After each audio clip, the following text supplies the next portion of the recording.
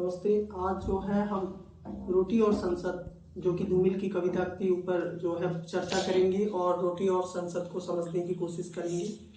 जब हम रोटी और संसद को समझने की कोशिश करते हैं तो धूमिल की कविता रोटी और संसद ये शब्द को पहले समझना जरूरी है।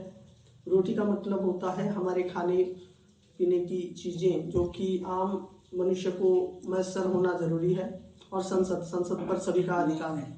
तो धूमिल जी किस तरह से इसके ऊपर जो है कविता लिखते हैं उसको देखते हैं। पहले कविता का पूरी तरीके से पाठ करते हैं, उसके बाद कविता को पूरी तरीके से समझने की कोशिश करेंगे। एक आदमी रोटी बेलता है, एक आदमी रोटी बेलता है, एक आदमी रोटी खाता है। एक आदमी रोटी बेलता है, एक आदमी रोटी खाता है, एक तीसरा आदमी भी है। एक तीसरा आदमी भी है, वह जो रोटी एक तीसरा आदमी भी है जो ना रोटी बेलता है ना रोटी खाता है, वह सिर्फ रोटी से खेलता है। क्या करता है? वह सिर्फ रोटी से खेलता है। मैं पूछता हूँ यह तीसरा आदमी कौन है? मैं पूछता हूँ कि यह तीसरा आदमी कौन है? यह पूछने के बाद उत्तर क्या आता है? मेरे देश की संसद मौन है। तो इसको ये छोटी सी कविता हम जब समझने की कोशिश करते हैं तो क्या होता है, जब एक आदमी रोटी बेलता है, रोटी बेलने वाले का काम किसका है? रोटी कौन बेलता है? रोटी बेलता है एक मजदूर वर्ग। मजदूर वर्ग कमाता है और कमा करके उस रोटी को बेलने का काम करता है, बनाने का काम करता है, और जो रोटी बनाता है उसको खाने के लिए नहीं मिल रहा है इस कविता के अंतर्गत। और ये हमारे आम जिंदगी के अंतर्गत भी वही होता है।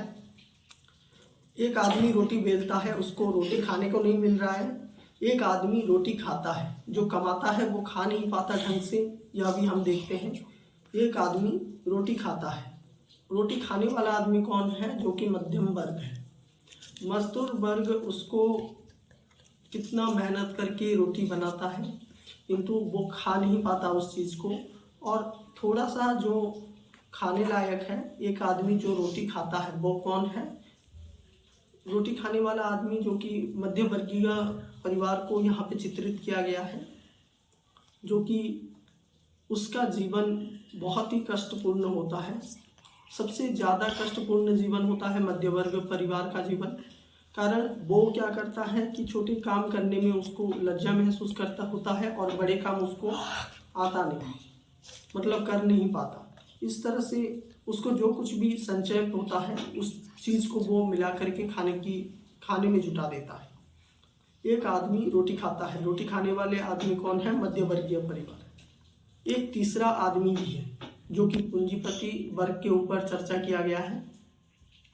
एक तीसरा आदमी भी है। उस तीसरा आदमी कौन है?